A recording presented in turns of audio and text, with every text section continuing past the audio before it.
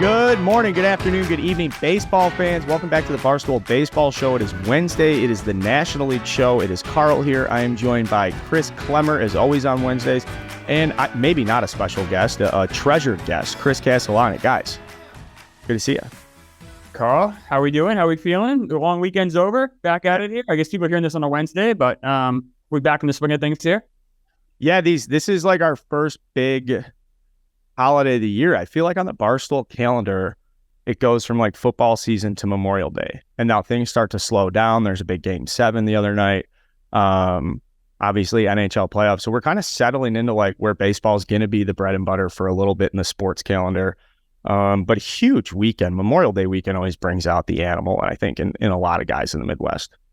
Yeah, I think that's fair to say. I think it brings out the animal in a lot of baseball teams. I mean, it's the first real checkpoint of the season. I mean, you could say the quarterway mark, 40 games, what have you. I feel like Memorial Day is when you start to have a good feel about who your baseball team is, who the contenders and pretenders are.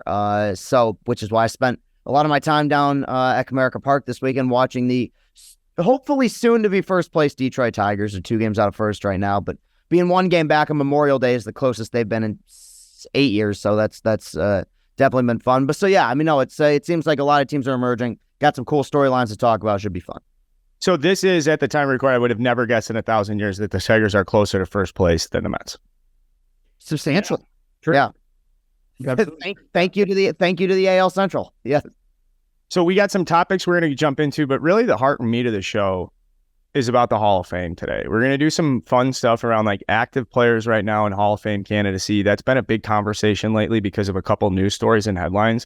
And so traditionally we've settled in with these Wednesday shows to talk about the biggest stuff that's going on in the National League. On Fridays is the American League. But guys, going through it, really, I mean, a lot of the juice is in the AL. There's some cool stories, I guess, in the NL. It'll get us to the Hall of Fame conversation. I do want to start off quick, though. I was at the Cubs game yesterday. Marcus Stroman versus Taj Bradley. It was an unbelievably pitched game. The Cubs win 1-0. It's probably the worst the Rays will look all year and the best the Cubs will look defensively and, on the mound all year. My question after watching it is, do you guys think Marcus Stroman is good enough for a team to trade for him he's got a contract that allows him to be traded at the trade deadline? Can he start to like trickle up and be one of these huge names? Klemmer, would you want to see if the Mets made a deal for him, or I mean, if a team in contention, would you respect that? Yeah, Mets are a little different. We had him, didn't pan out 100%. So like that's not going to be in play for the Mets. Is he a very valuable trade chip to somebody? Yes. The question is he going to be your number one starter in the playoffs? That answer should be no. If you're a playoff team and he's your number one guy, you're probably not going to last very long, I don't think. But I think he's a perfect number 2 or number 3 guy. I mean, I know he has some clubhouse issues. He might not be the easiest guy to deal with on a day-to-day basis. But if he's a rental player, he's there for a couple months, he could go on a run. Why not? I mean, he's a talented guy. Just kind of frustrating. I've always liked Stroman. I liked him back when he was with Toronto, and I think it seems like people, because of the fact he's kind of more pitch for contact, people keep waiting for him to have some sort of downward trajectory at some point. But the guy knows how to pitch. He's always had lethal stuff. I guess, yeah, I could easily see teams inquiring about Stroman. I think the Cubs might have to eat some of that deal, but I don't think so. Yeah, at all. You don't think Yeah, it's a unique deal, and when they signed it, I think it kind of, I don't want to call it like a new deal. It wasn't anything like revolutionized stuff, but it was a 3-year, $71 million deal. Well, was it only 3? Okay, I thought it was. But he can opt out after the second year. And so now he's at his second year, and he absolutely will opt out. He likes playing at Wrigley and has enjoyed the experience, but he came to Wrigley and came to the Cubs to kind of reset. All right, well, that was going to be my next point is he seems to love and feed off the Wrigley energy. He's pitched very well at that park. Does he have any sort of no trade? Oh, good question. No, I think he's got almost complete control over. Because I think one of the things that frustrated him about Toronto definitely was the fact that he didn't really have control over who he got traded to. Pitching all right for the Mets, but I know there was some frustration there kind of on both sides. But it seems like he's happy in Chicago. I've always liked him. He's had some good moments in the postseason. It's been a while since he's been back in Toronto, but I think he adds a lot to a team. Great fielding pitcher as well. So no, I think give it a few weeks. It would not surprise me at all to see that name be thrown around. I think he's on track to probably be an all-star this year, so that's only going to increase. Sure. Yeah. I mean, the fact is, it's a seller's market, right? So there's so few teams that are kind of out of it, quote unquote, and there's so many teams that are in it that those teams, for instance, if the White Sox decide to move up Giolito, I know we mentioned before about Eduardo Rodriguez, but if the Tigers are for real, then he's not on the market anymore. It just means the price tag for Stroman is going to keep going up and up. The Cubs actually explore moving him. Cubs could also move Bellinger too. So now you have two guys that really could bring in quite a few prospects. The Cubs kind of have a lot of cards to play with here, and hopefully they, I think, handle it better than they did last year with Wilson Contreras. I think that was a missed opportunity for them, where you have two guys here that could deliver some prospects for you. Yeah, I think it's going to be interesting at the trade deadline to see Marcus Stroman's name come up, and it will grow. I'm getting in front of this now because I think June's going to be a big month for Marcus Stroman, and I think that's going to be an emerging storyline. As far as the Cubs are concerned, Klemmer, you're going to hate this. I was at the game on Memorial Day. There's like 40,000 strong. At the time they played, they had the worst record in baseball. Obviously, the Rays are the best team in baseball. It's Memorial Day. It's Wrigley. You're going to draw a crowd. But I couldn't help sit and wonder and think, if you are a steward of this organization, why would you give a fuck if you won 88 games or 77 games or 86? At some level, you just don't care. They're doing exactly what baseball teams want to do, which is fill the stadium, give good experiences. I think the Cubs can like drag out a 500 team for like the next 6 years, and people will still go. They'll still make their money. A lot of us are holding on hope that like, oh, maybe the Ohtani. There's a huge free agent sweepstakes coming this offseason. Some of the names that are one guy are tremendous. Well, Shohei is obviously great, but Urias is out there. Matt Chapman's emerging as like a big name in free agency. A lot of names, I'm just saying. A lot of names, and the Cubs are kind of lining themselves. Big point, though, they're just going to let us down. Anybody who's a Cubs fan, you continuously be let down over the next 2 years, so just be prepared for that. I mean, but to the point of this year, though, I think that's why they should move off these guys. I guess the Cubs need to decide, are we in it or not? That's kind of a difficult balance. So they really need to figure it out, and sooner the better, and get as much back for these guys as they can. Because there are some real chips they have that few teams have that they can get a real return.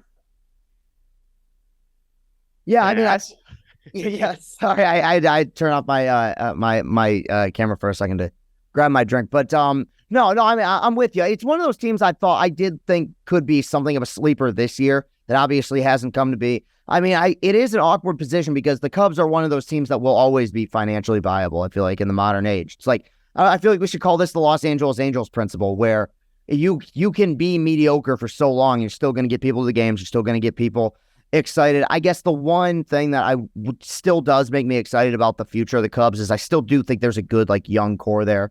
Some teams are just kind of aimless. I do think they're building to something.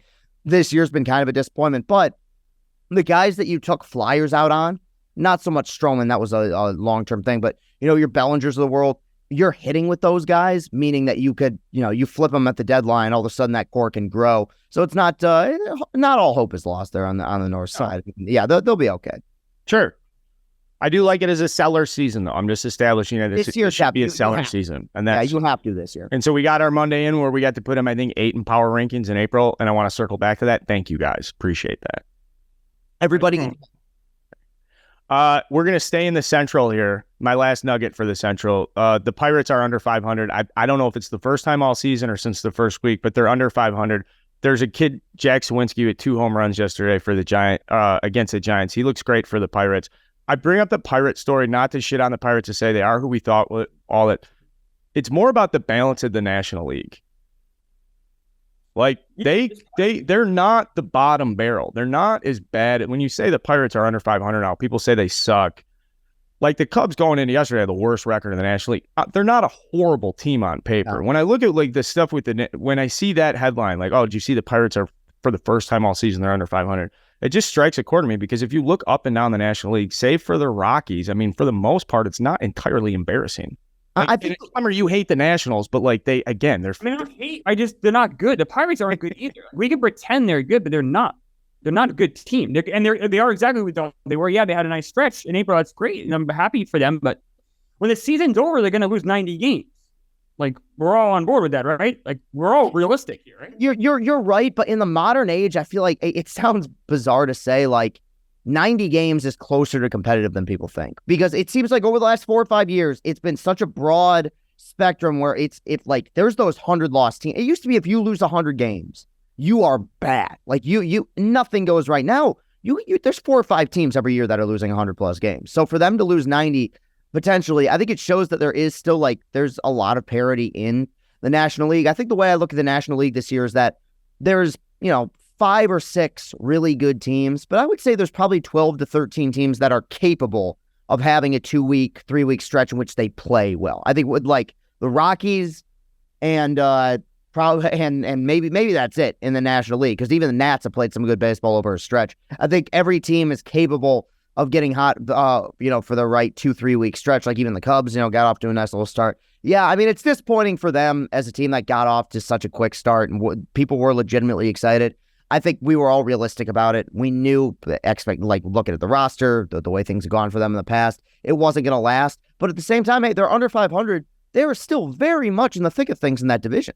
So it's despite the downward trend, you could say they might lose 90 games. That's probably true. But they're on Memorial Day, not that far away from first place right now. Is that a good thing?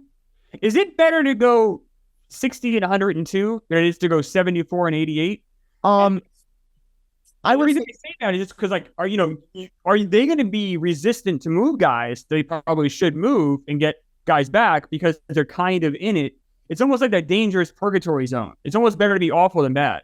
I've had my worries about this with the Tigers of what happens if we are with Tigers ain't winning the World Series, but what happens if we are 2 games out come deadline time? I do understand that. I guess the older I get, the more I think it's more so about how you develop players as opposed to how you acquire players. I think that sometimes teams are so panicky at the deadline. We have to unload assets because our farm system's dead. Well, if you know what you're doing in the farm system, it would never be dead. I mean, you can acquire as many top tier prospects as you want. Tigers had a farm system with 5 top 100 prospects 2 years ago.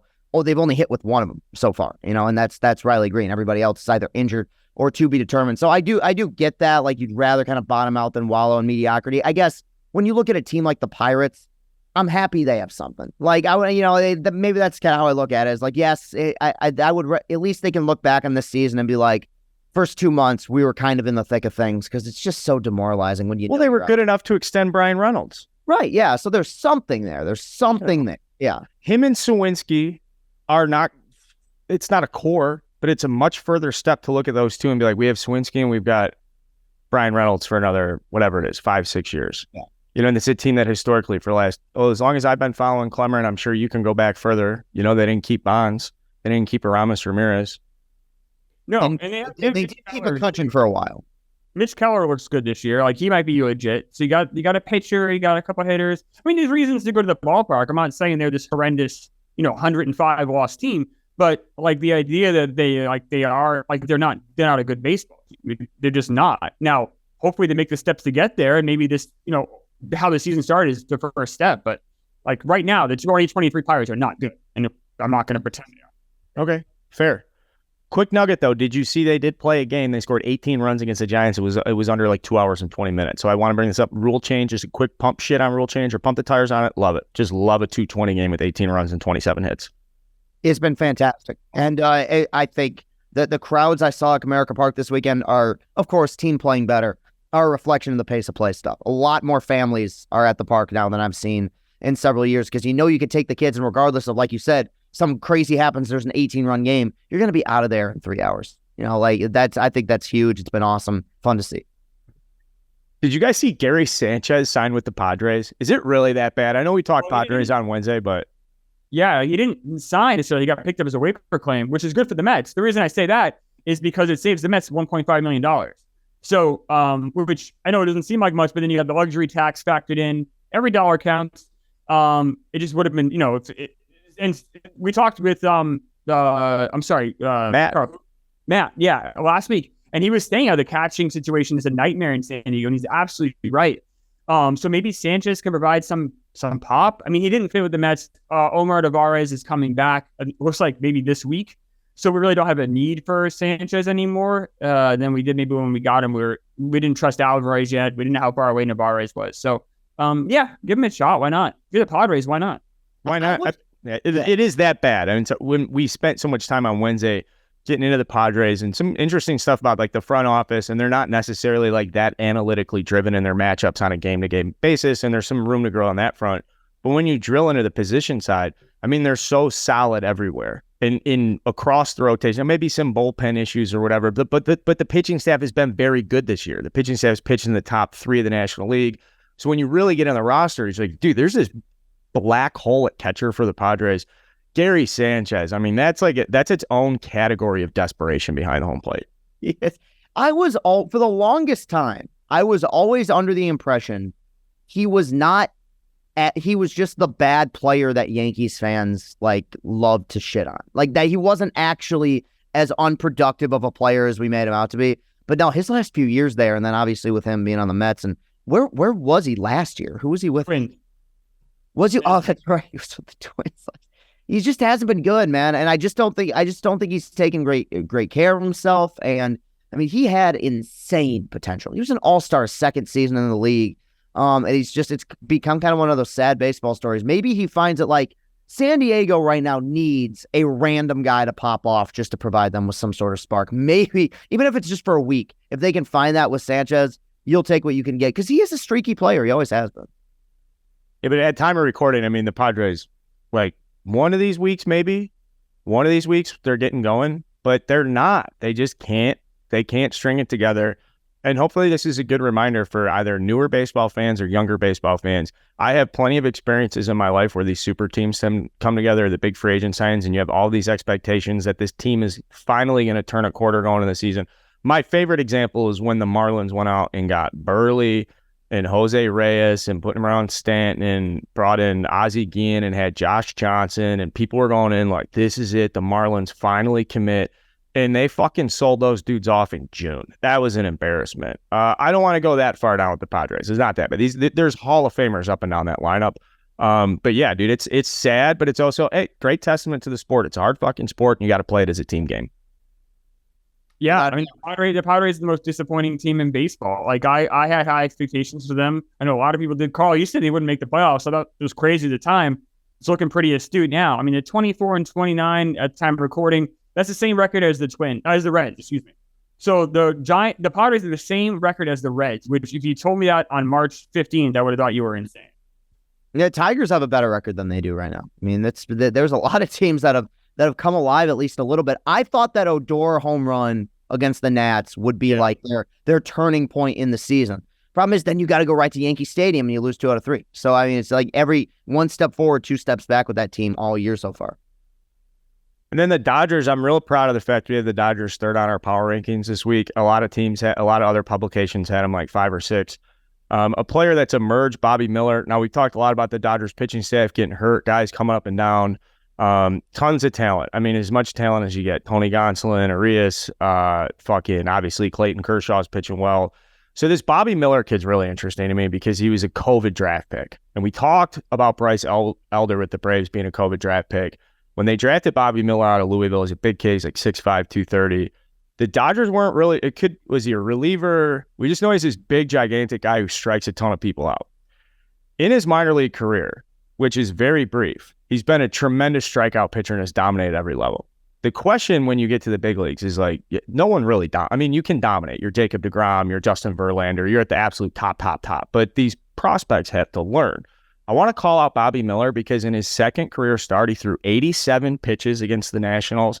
It's a home start. The Nationals, whatever. They're not great. They're not great by any stretch. But 6 innings, 87 pitches, 1 earned, 4 strikeouts, 2 walks in 11 innings so far in the big leagues. And it's a real small sample size, but it's a much bigger story here at the Dodgers and just farming guys. That 2020 draft was fucking impossible. The fact they nailed Bobby Miller, now he's in the rotation, filling in innings for guys, and they're just going to keep moving this train forward. When the time comes, the Dodgers will then have a decision. Can we rely on Bobby? Do we have to rely on Bobby? Can he go to the bullpen this year? It must be just such a blessing to be a real Dodgers fan, not one of those loudmouth assholes, but somebody that follows the team and you're just so blessed with how deep and talented and the quality is. Yeah, it's like being a Braves fan of the 90s. So, the Braves had that run. They only won 1 title, but every year they were just ultra competitive and just dominating their division year in and year out. And it's kind of like that with the Dodgers the last, 6, 8 years, where you just, no matter who they bring up, it's just another, like the Rays, is Ryan Klesko. Like, they got this guy too. It's just like guy who just hit on hit. Kevin Millwood, you're like, holy shit, they already have Maddox and Glavine and Smoltz.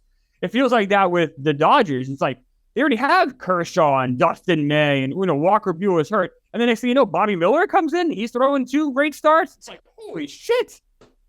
I legitimately forgot about Walker Brewer. Like, until you said his name right now, I was like, fuck, that guy's a lot. That guy exists. Who I love. And when he's on, is a top 5 to 10 pitcher in baseball. I mean, it's one of those things. Every year, people ask, who's the best farm system in baseball? The answer every year, I don't care how many top prospects they have, the answer is the Dodgers every year. They have the deepest farm system in baseball every single season. And the reason for it, and it's kind of the best hidden secret in baseball, they keep their guys down for a long time. There are a whole lot of guys that are in the minor leagues that could easily, and part of it is the talent that's at the major league level. Like, there's kind of no room there. But it seems like they are the masters of calling guys up and having rookies who just have very little adjustment period. Like, Buehler was good right away. Bellinger was good right away. I think they do such a tremendous job with their player development. It goes back to what I said earlier, where it's more so about the organization that has these players as opposed to, what am I saying? It's about the organization that acquires these players as opposed to the players themselves. These guys really know what they're doing. They seem to hit with almost everybody. I mean, they have had, by like the standard definition, enough pitching injuries to derail a season right now. And they are comfortably in first place in what should be a very competitive division. They just know what they're doing. Yeah, I mean, look at they don't get guys from trade deadline moves. They're not able to refill their minor leagues that way because they're competitive every year. They're not selling guys off. They almost always pick 29th, 30th, 28th. So they're not even getting a high draft pick, but yet they keep reloading and reloading. And to Chris's point, it's exactly right. Like, it depends who's picking these guys more than the guys necessarily that these deadline deals. So having that right front office, talk about the Braves, talk about the Rays, talk about the Dodgers, that gives you that leg up. And you can see those franchises starting to separate from everybody else. Yep. Bobby Miller pitches Sunday night against the Yankees. So that's a great matchup. That's at home, and they'll give him the full production dog and pony show. They're going to go talk to the high school coach. I'm sure they'll get sound bites from his high school teammate. So that's a great moment to learn a lot about a guy. And not that Sunday night baseball has completely fallen off from where it was when we were coming up in the game, but they do, when you're on the mound, they feature you extensively. So that'll be fun Sunday night to get like a really deep dive into Bobby Miller's third start in his career against the Yankees at home. That'll be a great matchup.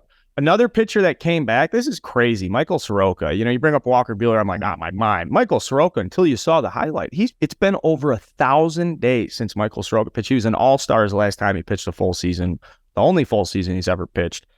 Through 13 innings, and COVID got hurt, was out in 2021, full season, out all year last year. And when healthy, he's maybe not as good as Spencer. No, not. I mean, he's not as good as Spencer Strider, but when he's healthy, he's fucking number 2. He's a solid number 2.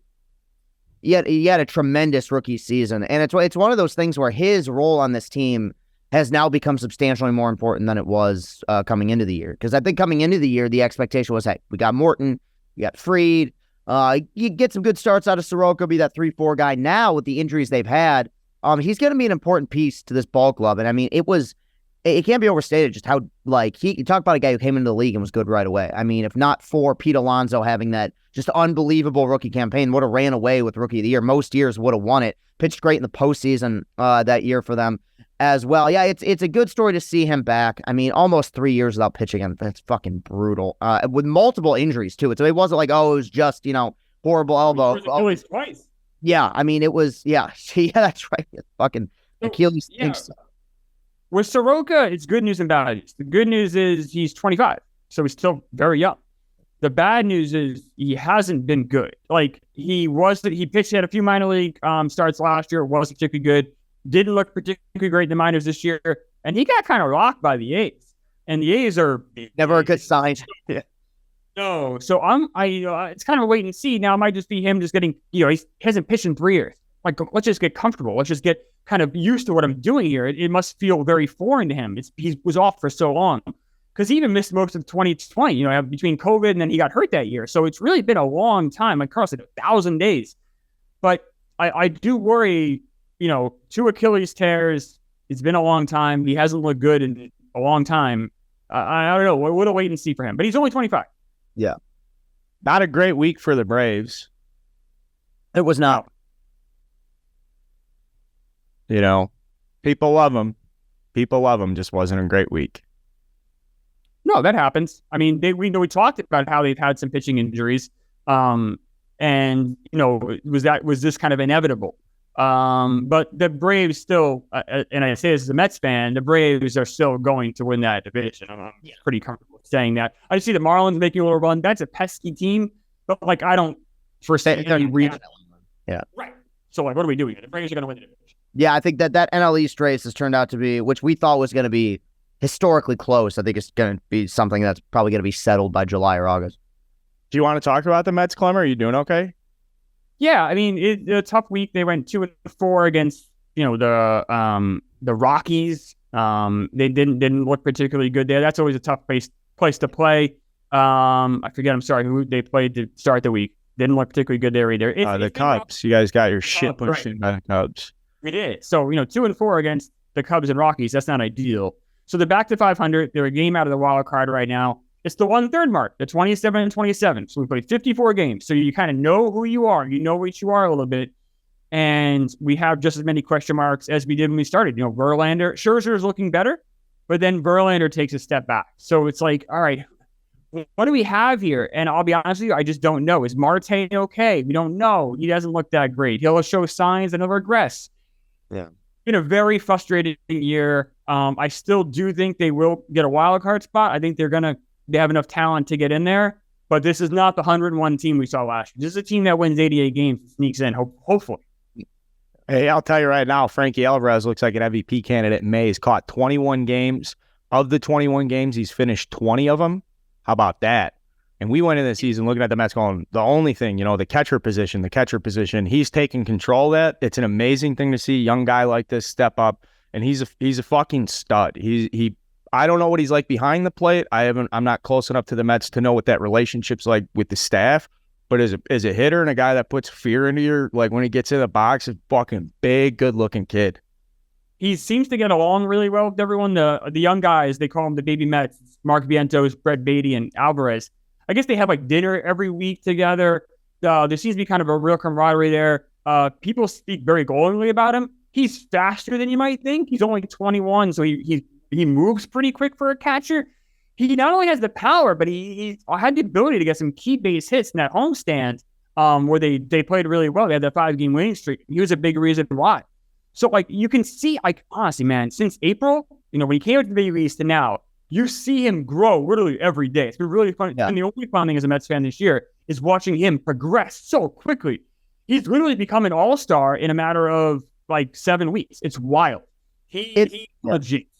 It's so much fun doing that with young prospects and the way that they develop and the way that sometimes a guy turns a corner 1 week into the season or into his career. Sometimes he turns a corner 1 year into his career. I mean, you can never really tell. We're going through it with Riley Green and Spencer Torkelson right now. Where you can tell that one is there. That one is present, like a major league ball player, and the other's still trying to find himself. I feel like with Alvarez, it was only a matter of time. He's in a tremendous energy guy. What you want, the intangibles in a catcher, I think everything is there. Power numbers are there. He's going to be just fine. I think ultimately, when you look at this Mets season, and I know I've seen on Twitter the Mets fans clamoring about this. I think coming into the year, the expectation was we're going to get carried by Verlander, Scherzer, Marte, the veterans.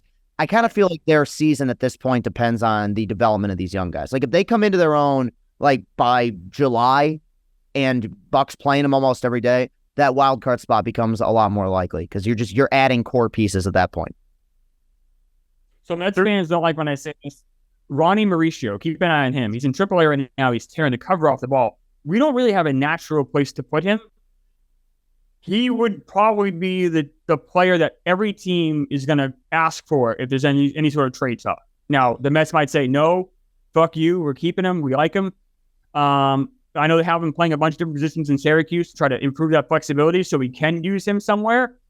But don't be surprised if team really wants him, they have a player the Mets really want. Let's say it is wouldn't be Stroman, but Bellinger or someone like that. The other team might hold the line on Mauricio. He might get moved. Mauricio's a great name. That's a good New York baseball name. He's hitting the hell out of the ball on Syracuse. He looks really good. He's young. He keeps improving. He's a guy I don't want the Mets to trade. Don't get me wrong, and I hope we can keep him. But this is a team that's going to need some additions if they're going to make a serious playoff run. Because right now we're just treading water. So one thing I really like about Alvarez, if you want to dig into the game logs, is through his first 6. So he's played 34 games, 35, something like that. Through the first half, walked once, struck out like 14 or 15 times. Through the second half of this game chunk, he's walked 6 times, struck out 10 times. Again, these are really small sample sizes, but there's a little story there. Like, you can't draw a walk in 16 games, and all of a sudden you're kind of putting yourself in these positions in a young guy. I mean, I just love a good young baseball player. Going back, I saw Wander Franco play just very lucky when you see a very young, competent in the game. The speeds he's caught up to the speed. So now, for the next chunk of his career, it's just how good can you be? How good can you be? And so to be this good at this age, it's impossible for me not to look at Alvarez and be like, well, if he's this good now, they give you a jacket and you make a speech when you're that good, that young. And so that's a good point, because Kimbrel, and I bring this up because Craig Kimbrel notched his 400th save. There's a great article last week about active Hall of Fame. We love talking about this stuff. If you were to just put the three of us in have a couple of beers and sit out and hang around, like, we'll just gravitate towards Hall of Fame conversation instantly. And so we wanted to do power rankings. We're here Wednesday, a little bit light. I'm happy with where we're at with National League stuff. The stories will continue to take off. The trade deadline's like our next big thing as teams emerge. But, Kimbrel with 400 saves, and my mind's just racing. Like, is he a Hall of Famer? And let's dig into some of this. Alvarez, I'm putting the pin in it now. Catchers, if you hit as a catcher, you got a big leg up. So I'm going to call Frankie Alvarez right now. He's got a shot. He's got a big fucking shot. Yeah, I'm not ready to pull that trigger. That should make you happy, Klemmer. That should make you. But as far as Kimbrel, so here's the thing with Kimbrel. Kimbrel has a twin, and his name is Kenley Jansen. So look at their stats, their career stats. They're remarkably similar. The thing is, Kimbrel had the higher peak, but Jansen has had the more level career. He's been more consistent. And that consistency is finally starting to really pay off, because we've seen Kimbrel now kind of at this back end. Craig Kimbrel, I don't think, and I'll get skewered for this year, but I don't think he's a Hall of Famer. I think the benchmark for saves isn't 400, it's 500. Everyone who has 500 saves or more is in the Hall of Fame. That's really the benchmark. And I think you're going to see Jansen get there. I don't think Kimbrel gets there. I mean, Billy Wagner, is he a Hall of Famer? I think he is. I think maybe he gets in the next couple of years, but he's a fringe guy. I think Craig Kimbrel's in kind of that same boat as Wagner. It's tough. I think Kimbrel is a just miss.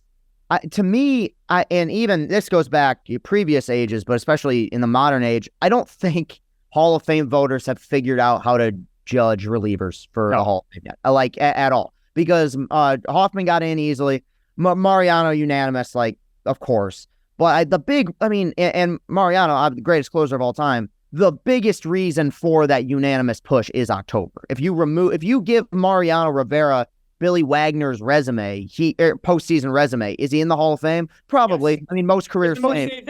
But he sure as fuck is not unanimous. I mean, not even close to unanimous, I would say, in year one. So I think in the modern age, like when I think of Kimbrel, Jansen, and I'll throw Aroldis Chapman in there, though I know he doesn't have the volume of saves. I think of three guys who, for the better part of a decade, were terrifying closers. Like, as good at their position as anybody was at their position. And I look at him like, probably not Hall of Famer. Like, I think that you have to do it for a very long time as a reliever. It's a statistic that is not beneficial when you look at analytics. Even the best reliever is not going to have a career WAR that's particularly high, because WAR is a cumulative statistic, and you have guys who are pitching 1 or 2 innings at a time. I think that Kimbrel will have a strong push of people because the first 6 years of Kimbrel's career were untouchable. I mean, another guy who came in right away and hit. I think that one big thing with relievers too, when you're judging them for the Hall of Fame, is you can never be bad. Like, I think Francisco Rodriguez had a very good case. Fuck you. I got him sitting here right here, 437 saves. He's got a worse ERA. He's got more saves. That was my number one go. Thank you very much for bringing up K-Rod. No, I think you're going to agree with me, though, where when I think of K-Rod, I think, like, to me, a closer, that's like one of the first names that comes to mind. Him coming out of them, with that fucking changeup, and the spinning that breaking ball in the 0-2 playoffs. Like, he had pitched like 8 innings all season. All of a sudden, he's just money in October. Like, a great, great career. But his last year in Detroit was god fucking awful, and he never bounced back from it. It's like, I think that you can never have that, like, 4+ ERA season. Kimbrel's had a few of them. Kenley, not so much. Kenley's been more level. I think his lowest ERA in a season, I think it might have been last year, 3.71, something like that. Like, he's been more often than not consistently dominant. So yeah, I mean, we're going to find out if there's some sort of change. Maybe there will be more analytical data that backs relievers in the modern age that gives them that kind of push into the Hall of Fame. But I just don't think they're pitching enough innings, and I don't feel like they're doing it long enough to garner a spot in Cooperstown. Yeah, to righty wins above. Sorry. Yeah, I was going to say, like, Reese Smith, it took him the Veterans Committee to get in. Yeah. He didn't get in from the writers. And, you know, and we mentioned, like, K-Rod, another guy that has 400+ saves. 500 really is that number if you want to get in from the writers. That I think it's impossible to ignore. Yeah. Should Lee Smith be in the Hall of Fame? I have no problem with it. He was dominant in his time. If you remember way back when, Jeff Reardon, for a short time, was the all-time saves leader, which is a crazy to think about, but that's the reality. And Lee Smith broke Jeff Reardon's record. But Jeff Reardon was never considered to be a serious Hall of Fame candidate. Even when he was playing, even when he broke that record, it was like, oh, but Lee Smith kind of was. We thought of Lee Smith differently back then than we did Jeff Reardon. I don't have a problem with Lee Smith getting in. I'm not a huge fan of relievers. I don't think Bruce Sutter should be in. I think he's one of the weakest Hall of Famers you'll find. Yeah. He just didn't pitch long enough. But that bothers me because he revolutionized a pitch and just completely changed baseball. He revolutionized a pitch for sure. I mean, Goose Gossage is in. Gossage was a better closer career-wise than Sutter was, but yet I don't think Gossage should be in either. I'm not a big reliever in the Hall of Fame guy either. So. I think somebody like Lee Smith is more in line with the caliber of reliever that they look to vote into the Hall of Fame. Great career, almost 1,300 innings pitched as a reliever. Craig Kimbrel, phenomenal, career in his own right, only 700. Like, I think that when you talk about something like WAR being a cumulative statistic, relievers pitching, 100+ innings, that's not going to happen anymore. So a guy like Lee Smith, you go back and you're more impressed than you were even in at the time you watch him. There is an argument though against Kimbrel. So if he's thrown 708 innings, so just call it an even 700. Yeah. You could say of those 700 innings, probably 500 are like extremely high leverage or very meaningful, or maybe it's closer to 550. And like, even if a starting pitcher throws 3,000 innings in their career, like they may never get to that level of like high leverage innings. It's a good one. Yeah, for sure. Yeah. I don't know. I don't like that argument. I don't like it. I don't think relievers should be in baseball at all. I'm just saying something unique that comes up because I don't think when you say 700 innings, that's so few innings to me. So I'm trying to think of a spin. If I was in Kimbrel's camp and I'd be like, well, here's how our 700 innings are different than your 4,000, or your 3,000. Like, my 700 innings are all high stress, high intensity, extreme focus, where you can talk to some starting pitchers that are like, yeah, I had a couple of cocktails fucking last night and, limped through 5 innings. Like, you don't really have that luxury as a reliever, but I'm with you mostly. If I had to just say, I don't like relievers in the Hall of Fame. I think you have to be above and beyond, put chills down my spine for like 2 decades. Otherwise, the only reason you're in the bullpen is because you couldn't start.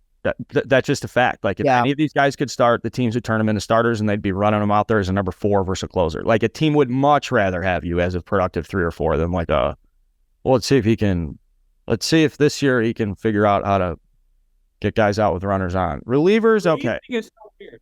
Yeah, like the 2 best relievers I've ever seen aren't even close to Hall of Famers. Eric Gagne, obviously steroids is a big reason for that. And then Wade Davis. Like, the peak that Wade Davis had those 2 years. Like, just talk about those, will you? That was he was a video game with those 2, like 14 and 15 would not touch him. Yeah. Yeah.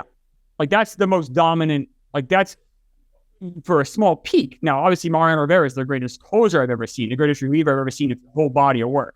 But if you take like one moment in time, Gagne and Wade Davis were just unhittable. But like I said, those guys are Hall of Famers, and I would never even think to put them in. Obviously, but Mariano should be in first ballot, and I'm glad he was. So, your body of work means something. A long resume means something. You're right. Wade Davis, not a Hall of Famer. Those 2 years, the Royals, when they made their World Series runs in the postseason, 25 innings, 1 run, 1 earned run, 38 strikeouts. The Royals were 18-2 in postseason games in which he pitched. I mean, he was the man for them for 2 seasons. Yeah. Oh, I didn't know that he He saved Game 1 and Game 4 in the 2015 World Series against you, Klemmer. You got a good upfront close look at Wade Davis when it mattered most, huh? Oh yeah, that was a great time. A lot of fun at the ballpark. I was at Games 3, 4, and 5 of that series, so it was fun seeing Wade Davis shove a knife in my heart. It was a good time.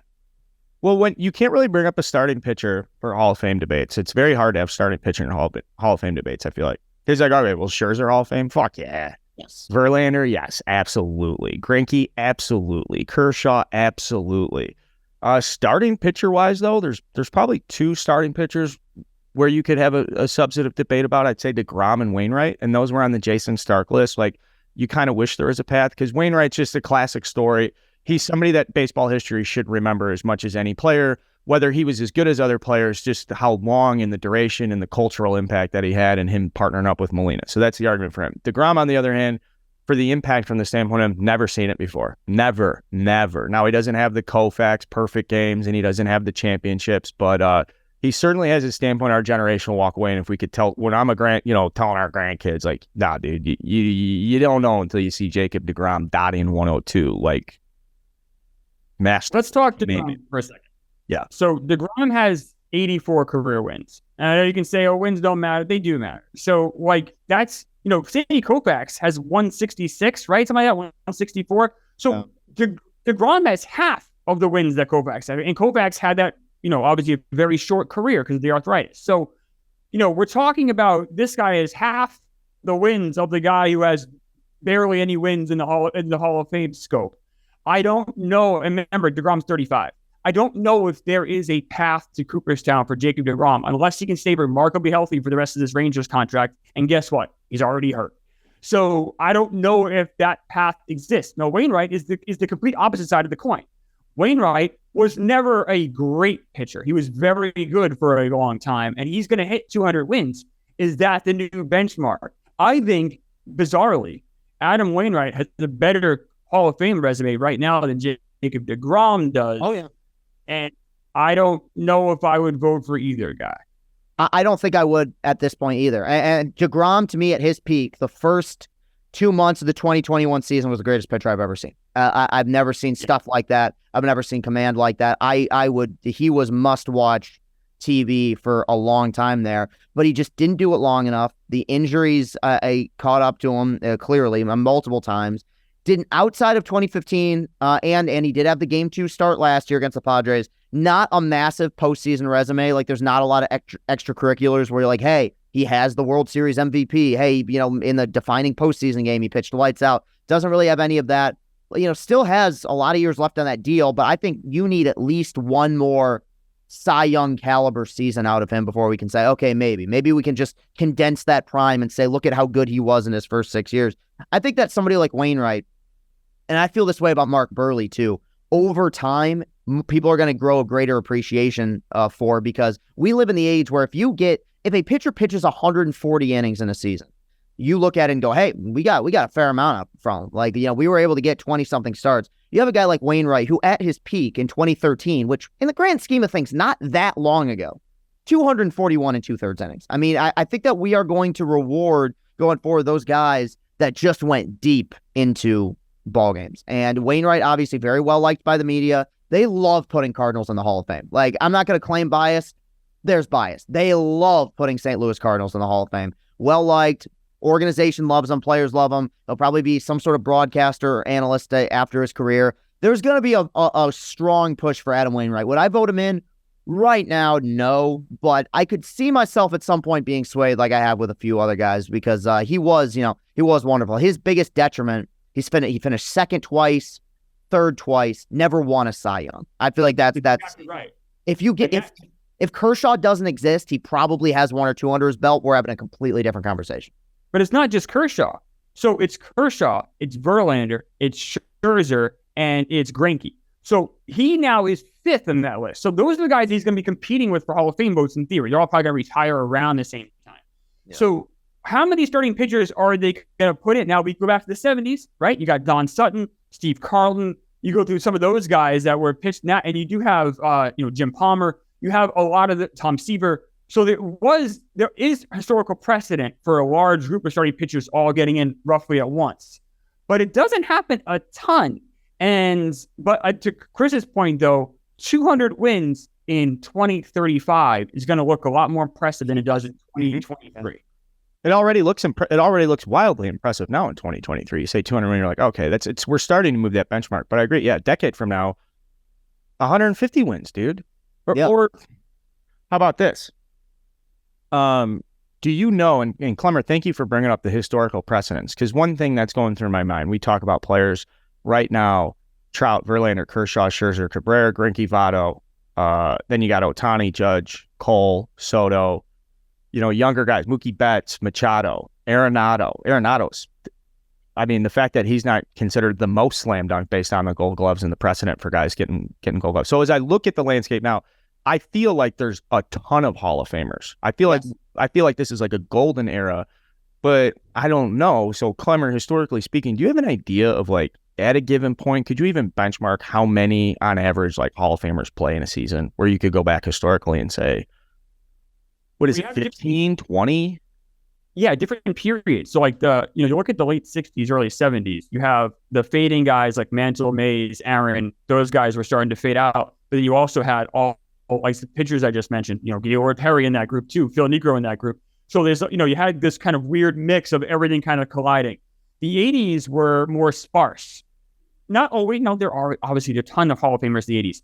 But some of the guys, like we didn't see Jack Morris, Alan Trammell, some of those guys didn't get into the Veterans Committee. Lou Whitaker's still on the outside looking in. Dwight Evans still on the outside looking in.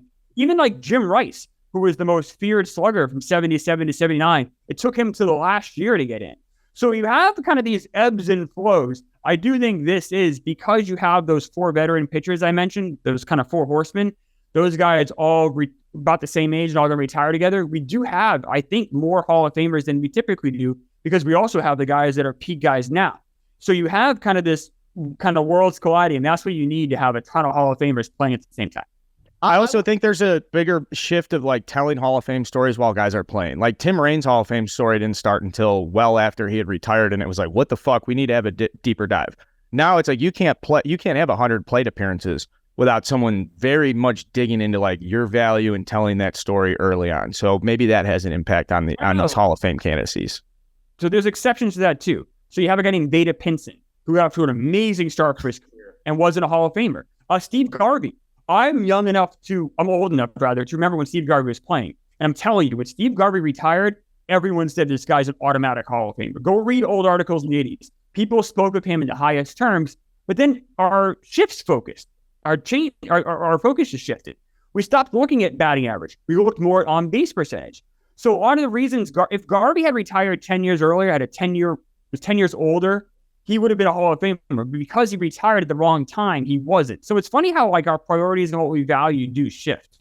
Yeah. Well, I would argue in the modern age, we appreciate players more than we ever have because of analytics. I think that we're able to kind of, go under the hood and see guys for their true value. I mean, I think a prime example of a player who never got the appropriate response or approval that he deserved when he's playing was Scott Rowland. Scott Rowland was a fucking fabulous player. I mean, Scott Rowland was to his age what Nolan Arenado is to this age. I mean, just an absolutely elite, all the way down to playing for the Cardinals at a point, just an elite defensive third baseman who could hit for power, who could get on base, did it for a long time, and was not when he retired, nor when he played. I mean, even like in his best years with those Cardinals teams, was a guy that you looked at and went, oh, you got Pujols there, but Rowland's a Hall of Famer too. I feel like if Scott Rowland played today, the amount of money that a player like that would make, just what he brings. I feel like nowadays there's a lot of players who probably if they would have played 20 years ago, we may not have given them the time of day that we look at now and go, shit, man, that guy's putting up 6-7 WAR per season. Like this is an impressive looking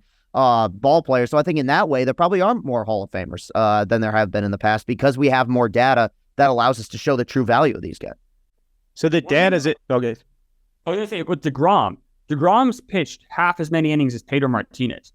And for that age group, Pedro Martinez was the guy who had like a short career, or didn't pitch a ton, or that's kind of the guy we go to. He didn't get 3,000 innings. deGrom hasn't even thrown 1,500 innings. So you wonder, like, I think about guys like Gooden or Strawberry, who when they were in their peak, were considered automatic Hall of Famers. Like everyone's like, oh, these guys are obviously getting in. And then shit happens and they don't get in. With deGrom, injuries happen, they don't get in. So sometimes I'm looking at some of the guys here at Stark's list. like some of these guys that we consider, like Ronald Acuna Jr., for instance, he has this great start to his career. I think this guy's on a Hall of Fame track. He's amazingly talented. But who knows what's going to happen 5-7 years from now? It's hard to make the Hall of Fame. It's hard to have a 15, 18, 20-year major league career. It takes a lot of luck as well as ability. Luck.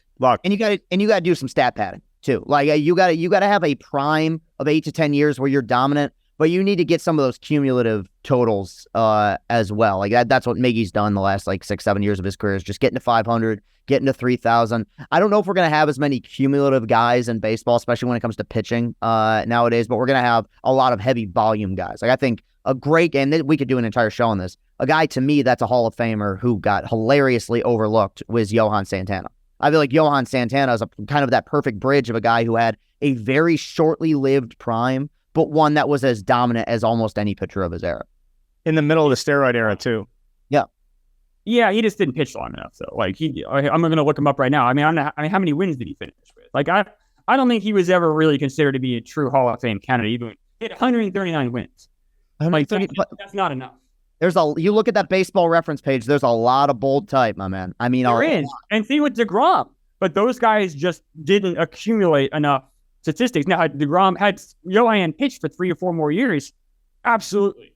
I just didn't think, I don't think he was, I never considered him to be a major Hall of Fame candidate. And he was off the ballot very quickly. First year, he off the ballot. Yeah. I mean, let me tie our stats to the Hall of Fame thing as we bring up, like, now we have advanced stats. And so on a season by season basis, so you go back to the 80s. I'm looking now.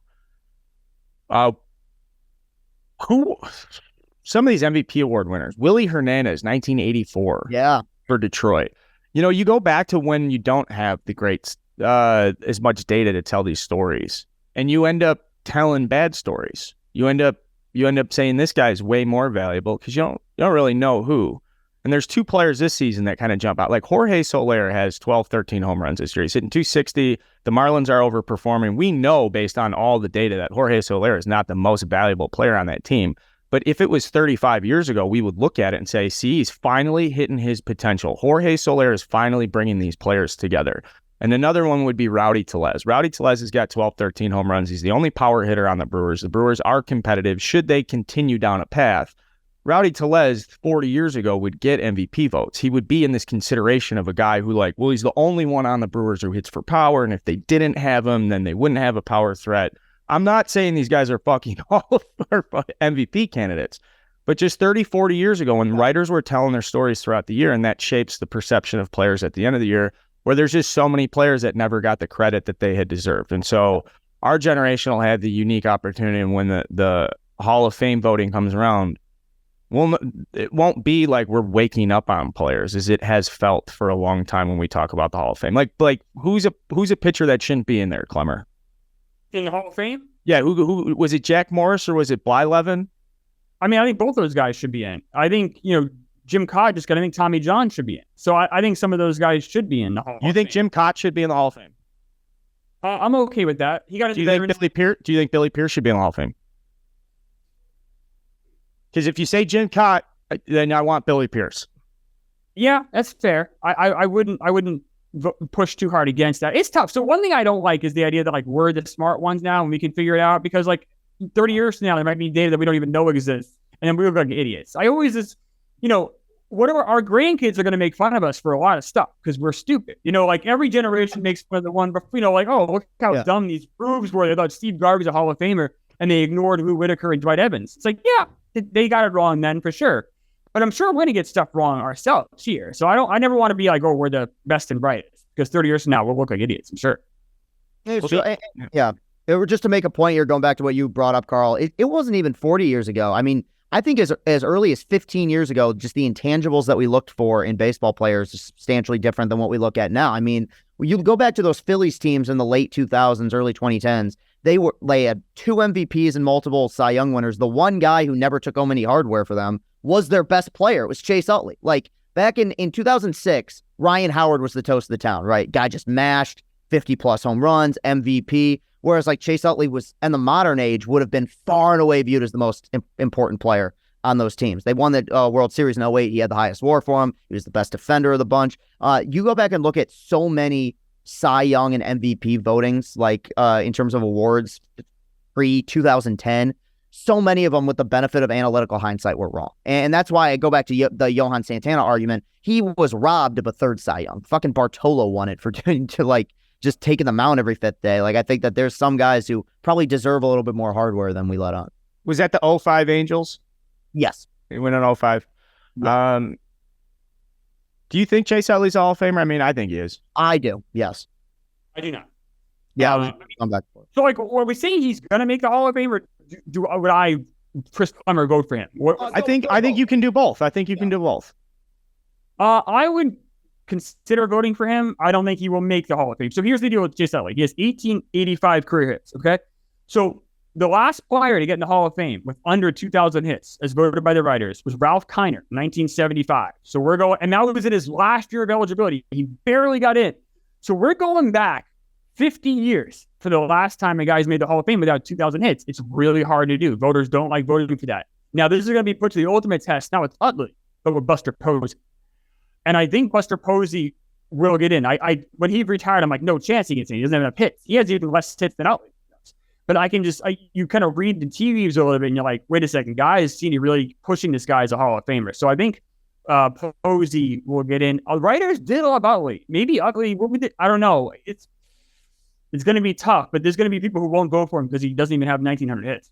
That's fair. I don't think he gets in first ballot. In fact, I think it probably takes a few trips around before momentum starts to pick up, but he's in close to a 70 or 60 something career WAR. He's a wonderful player. I'm really glad you brought up the Phillies, and I'm really glad you brought up the catcher position, because one guy who I think is putting together a Hall of Fame resume right now, catcher position is weird, in the National League, is JT Realmuto. Like, I think that Yadier Molina is going to break how we vote for catchers. And look, I'm not even going down that road. Yadi is a Hall of Fame. Yadi will get into the Hall of Fame. He'll be a first ballot Hall of Famer. Media loves him. Like, was by all, I mean, look at what the Cardinals catching position has become without him. I'm not even going down that road. But I'm sorry, JT Realmuto, is a substantially better player than, major league player than Yadier Molina. Okay, Yadier Molina had 2 elite seasons in which he was great both offensively and defensively. Yadier Molina played a million years, career WAR 42.3.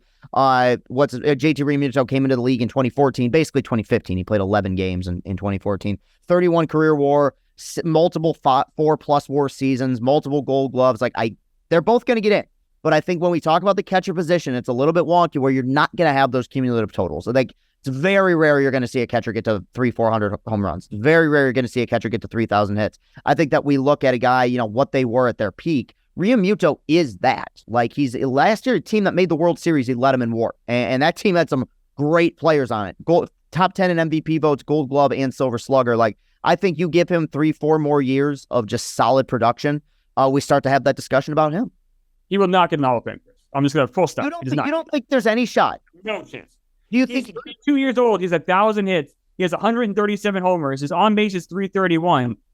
And not only that, but he's going to get worse. He's 32 as a catcher. These guys don't play forever. He has 0.0 chance. Do you think he's got more than 0.0? He's got more than 0. Do you think he will not get in? Do you think he's a better catcher, better player than Yadier Molina? Yeah, but he doesn't have a better story. It's not even close. His story fucking... Yeah, Molina's also been heralded. That's the other problem, too. He's going to be competing for Hall of Fame votes in theory, although Molina retires, so maybe he'll get in before him. But Molina might be a first ballot. The writers love him. They love the story. He should not be. He should not be. He's a fucking black hole for a long time, and he never, ever hit for power. He had one season with a slugging over 500. For the most part, his career slugs under 400. That's insane. But that's the thing. I'm with you.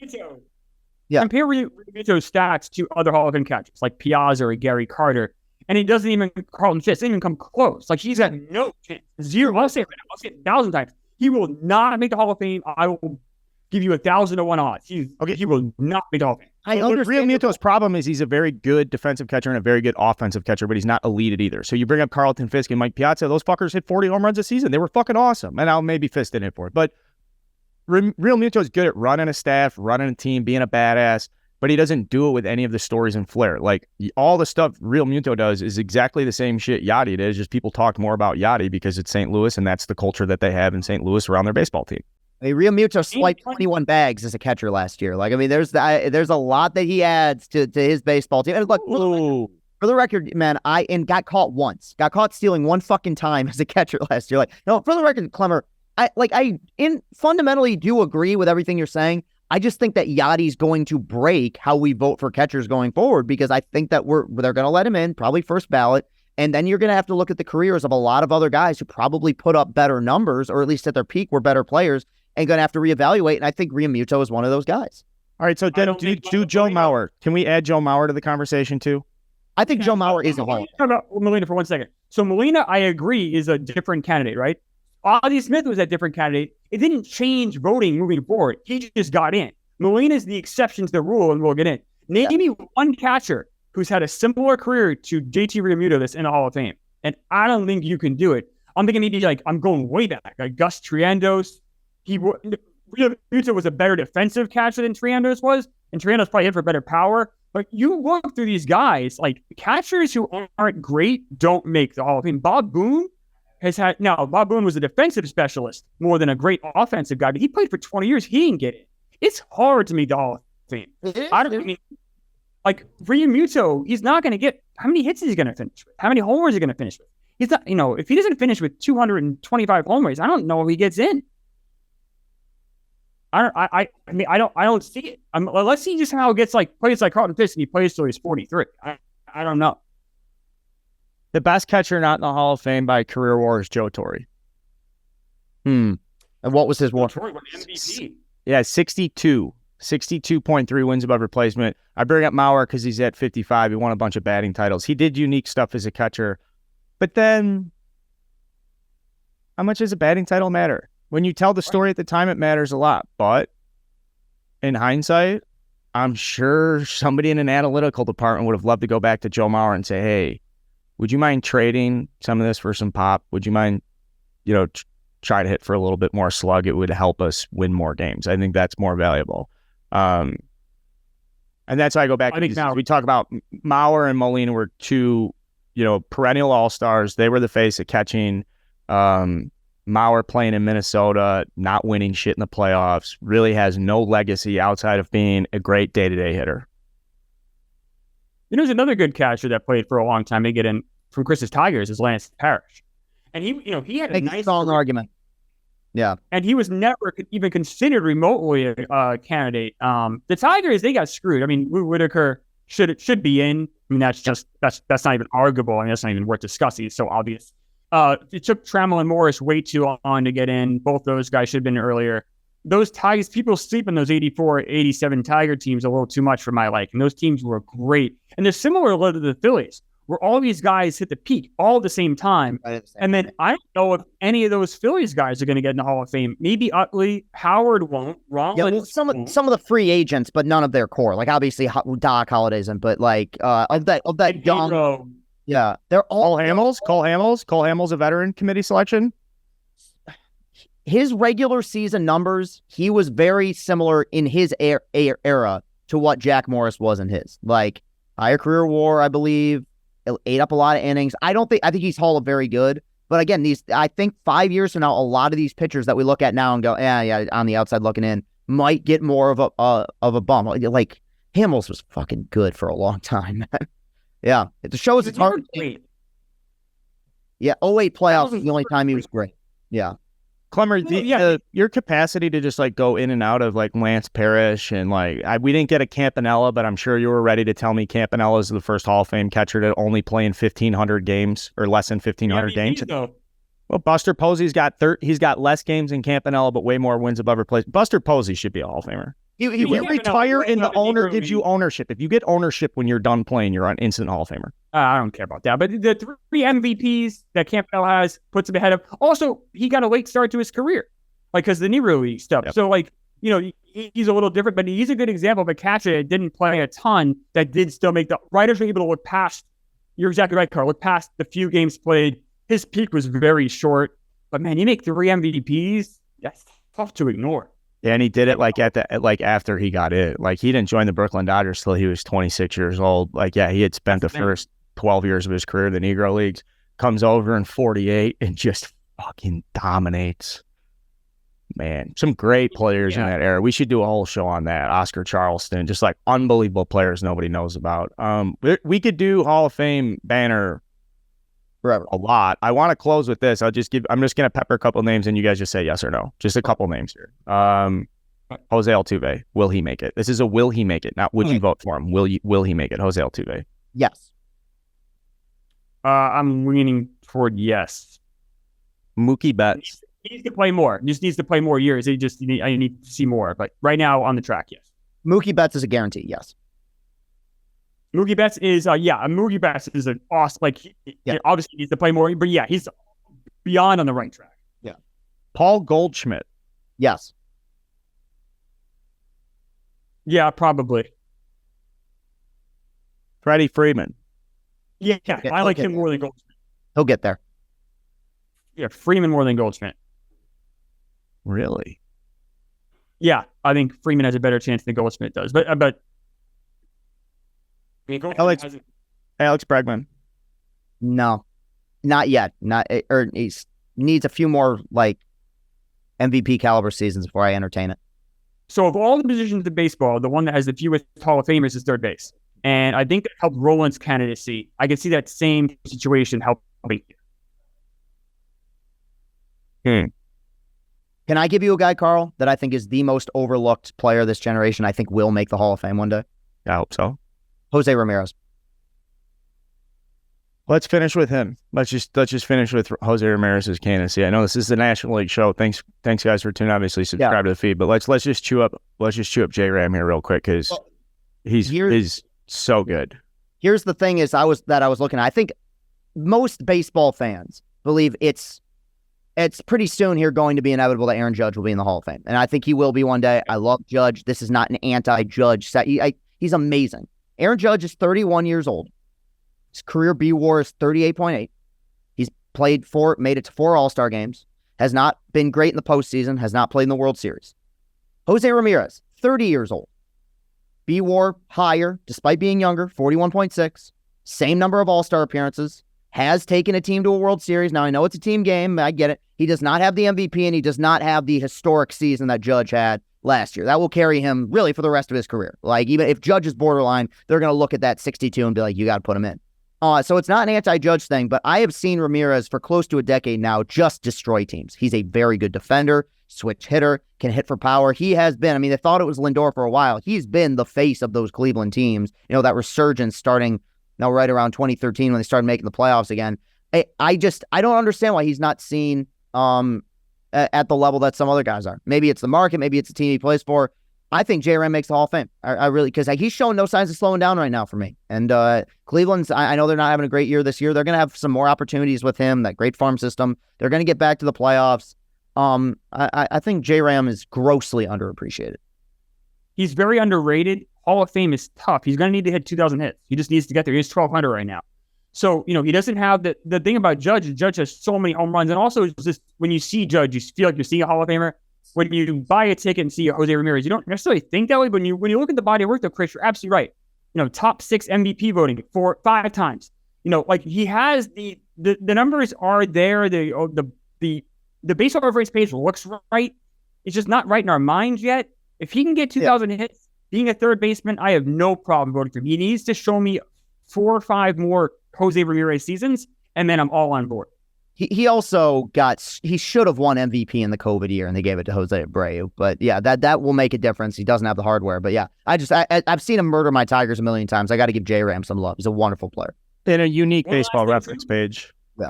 I got one last one. Bo Bichette. Keep an eye on him. He's the young guy. I think he has the best chance because he just leads the league in hits. I think he could get 3,000 hits. Now, obviously, it's super early. But if this guy's going to put up 190 every year, it takes 17, 18 years to get there. And he's getting in.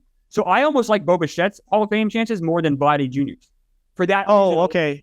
Okay, I like that. I like that argument a lot. And I like the offensive shortstop. I like that he plays shortstop. Now, if they move him off of that. But every year where he goes out and he leads the league in hits as a shortstop means a lot more than doing it as a left fielder or doing it as a corner infielder. Man, Bo Bichette, good call. Only 25 years old. Hitting 338. Great player. Yeah, he keeps getting better and better too. Yeah, don't get me wrong. I think Vladimir Guerrero Jr. is a better player. I'm not saying that. I'm just saying Bo Bichette has easier way path to Cooperstown.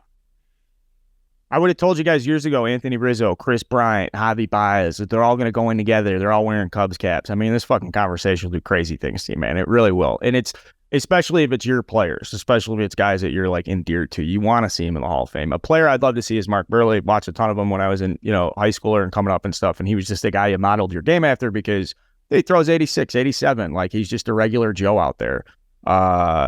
And like that's if I could pick one guy though, if I could pick one guy to put in the Hall of Fame, I would pick Burley if I had an executive decision because he should be remembered in history. Why?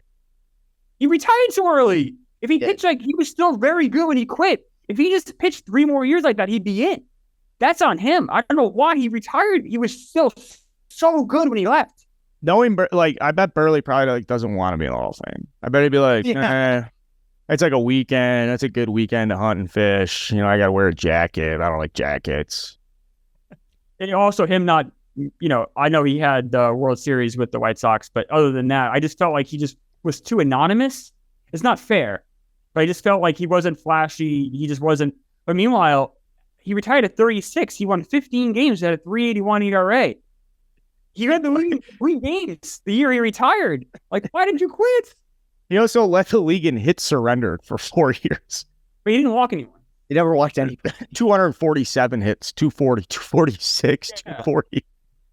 Right. He was so durable, though, man. Mark Brewer was awesome. The fun pitcher. What team wouldn't love a guy like him? Well said, Klemmer. Well said. We're going to revisit. This is good to come back to because now we have a basis for Hall of Fame stuff. So when the players come up, this stuff comes up. When it's Kenley, this started because Kimbrel got the 400 saves. And a couple weeks ago, Chris had put the Kenley thing out there as 400 saves. Is that a Hall of Famer? And like I said, I just knew, you just put this in front of us. We're going to sit. We're going to go. I can't wait to come back to it. This is the Wednesday National League Roundup show. We'll be back Friday for American League. Some good stuff coming with that. Boys, anything you want to say before we get out of here? I'm good, man. Well said. Yeah, that was a good chop in some Cooperstown talk. I love it. I could do that all day, all night, baby. That's my thing. How far can you go back confidently? Is there a year where you're searching the records and you're like, man, once we get dead ball, once you start going the teens, 19, 18, 17, do you start losing a grasp? Where does it is Nap Lajoie? My fucking reference point. I mean, he was a great player. My dead ball stuff is probably my weakest. I mean, 30s and the 20s and 30s are also I'm not as strong as I am about the 70s or 80s for sure. But the whole thing also got weird. They let everyone in for a time, and you had all these guys that have Paul Wayner's brother, Lloyd Wayner's in the Hall of Fame. Look up his stats. He doesn't deserve to even buy a ticket to Cooperstown. So the Hall of Fame voting got weird for a while. We can have discussions about this all day and all night. This is my bread and butter. There's nothing I get more excited about than Hall of Fame. We'll be revisiting again in the future. We'll be back on Friday for American League Talk. Send them for this Friday episode. Send me a question you would like me to ask Chris Castellani. I will take 2 questions only, though, so make them a good one. Thank you guys so much for tuning in. We'll see you guys next time.